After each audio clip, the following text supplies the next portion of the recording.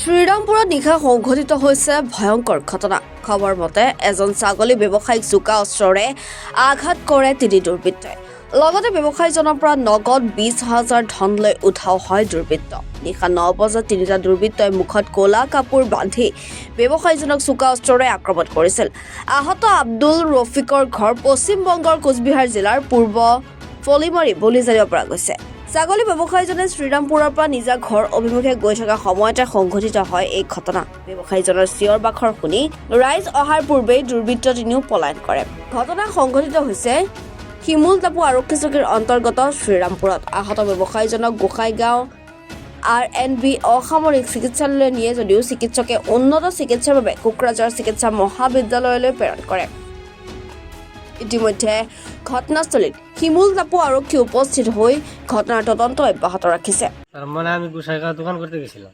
দোকান করতে গেলে তোমার 7:30টার দিকে গেতাছি বাড়ি, মানে শ্রীরামপুর রেলগেটের ওইদিকে। আমার বাবা বইবে টাকা গুনতেছে। তোমার বাবার নাম কি? রফিক শেখ। কোন জায়গায় টাকা গুনতেছিল? ওই তোমার শ্রীরামপুর রেলগেটের ওইদিকে। তারপরে কি হয়েছে? তারপরে আমি আগে এসে করলাম, আব্বা ন যাই গে, আমার হাতে ন যাই। পরে কয় তুই যা, আমি আসতেছি। পরে আমি বাড়িতে গেছি। বাড়িতে যাওয়ার পরে কিছুক্ষণ পরে দিক খবর এলো বা চিন্তাই ধরছে। কিন্তু মানে রাস্তার মধ্যে দৌড়াইয়া ধৈর্য ফালাই দিয়ে ফুরকেতে বলে গা দেওয়া নিশাল, পরে হাত দিয়ে ধরছে। মানুষ কোনো চিনা পাইছে? মানে মানুষটা চিনা মানে রুমাল বান্ধি না।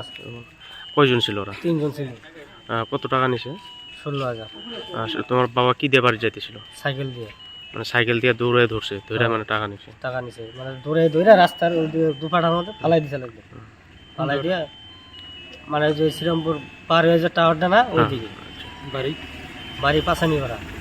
এখন তোমরা কি চাও? আইনের কোনো সহায়? আর আমরা আইনের নিজ বিচার যেটা ওইটাই চাই। ঠিক আছে, তোমার নাম কি? আমার নাম রহিম শেখ। তোমার বাবার নাম? বাবার নাম রফিক শেখ। গোসাইগাঁৱৰ পৰা ছফিউৰ ৰহমানৰ ৰিপৰ্ট, এনি ভাৰত 24।